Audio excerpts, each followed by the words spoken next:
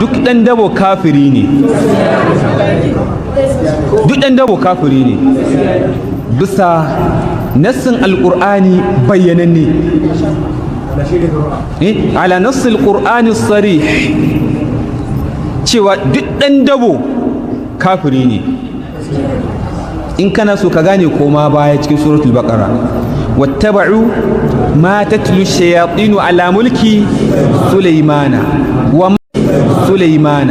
wa ma kafara sulaymanu walakinna shayatina kafaru me dalili yu'allimuna an-nasa as-sihra. Allahumma amin. wa ma kafara sulayman walakin shayatina kafaru. menene dalilin kafircin su? me suka yi suka kafirci? yu'allimuna an-nasa sihira. duk dan dabo kafiri ne.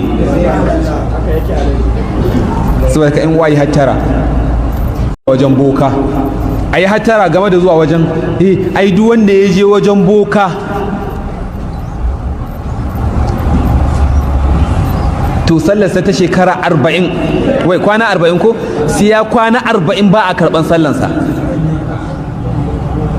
kaji ba wanda ya je wajen boka sai ya kwana 40 ba a karban sallansa. yawanci to akar makallahu to ba sallah ko ci a'a ai ba a ce ya batta ba. ya dai yi sallar amma ko yayi ba za a ansa ba. to alaji abin da in ka san kai ba an sami zai sa kai. to gwamma ne ka ce mutum ya istighfari, ya fi dama ya roƙi gafara da yafiya a wajen Allah. amma ka ce ba za a karɓi sallar mutum ta kwana 40 ba kuma, amma kada kuma ya ƙi ya yi. alaji duk abin da ka san in kayi bai da fa'ida, mai amfanin yinsa.